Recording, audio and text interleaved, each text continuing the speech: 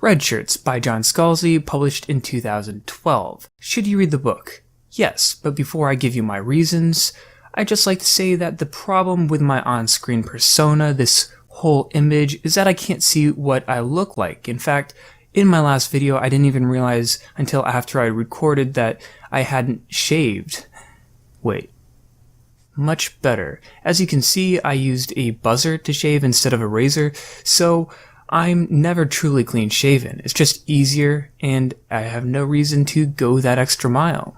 Now, on to the synopsis. Andrew Dahl is overjoyed to join the crew of the Intrepid, a flagship of the Universal Union. He's assigned to their xenobiology lab, and they seem to be looking up for him. Until he realizes that there is something strange about the ship and its crew, starting with the fact that at least one low-ranking crew member, i.e. a redshirt, dies on every away mission. Now it's time to go over the pros.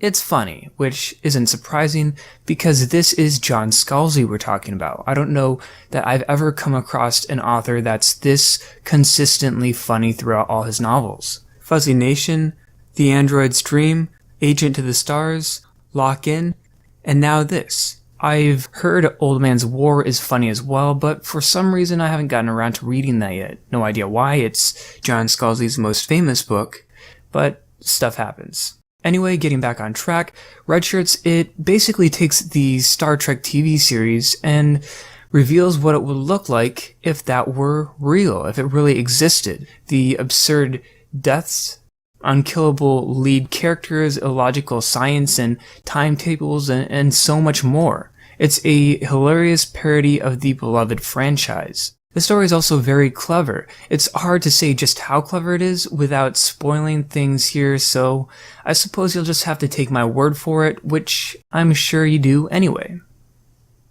There is a surprising amount of philosophy present, and it does a great job of really delving into its Star Trek-ish identity. I enjoyed those elements a great deal. Third, the protagonist, Andrew, is likable. Is there much to his character? No, but he's smart, and he clearly does care about his friends. That's saying quite a bit.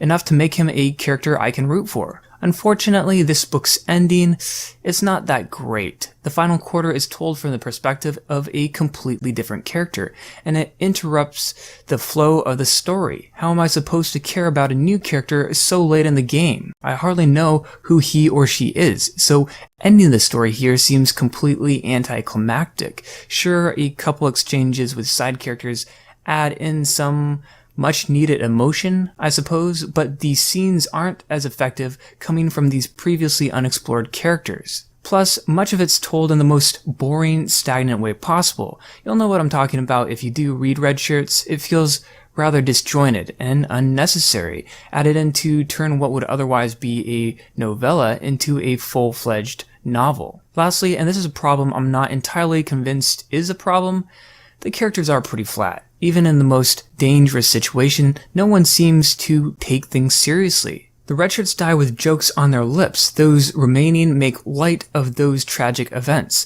Things have so little weight, you'd think this story was taking place in space.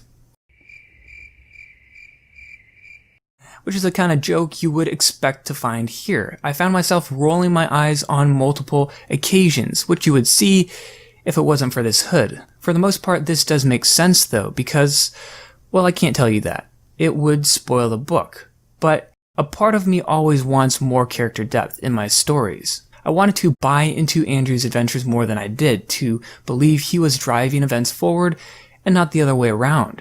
There is a logic to painting him into this corner, to painting him and his fellow Redshirts as these powerless characters in their own story. But it would have been nice if Scalzi took the emotional bits from the ending and found a way to add them into the main narrative, or at least blend the two narratives together more smoothly. Still, read the book. Redshirts is funny and surprisingly clever, and it explores a lot of very interesting ideas. It doesn't get as philosophical as, let's say, Sophie's World, but it's still surprisingly meta. I enjoyed it for what it was, weak characters and all. That's something you'll come to realize about me. Strong characters are great, but strong stories and ideas, those are more important. Anyway, thanks for watching. If you liked this video, please give it a thumbs up and subscribe. And thanks for watching.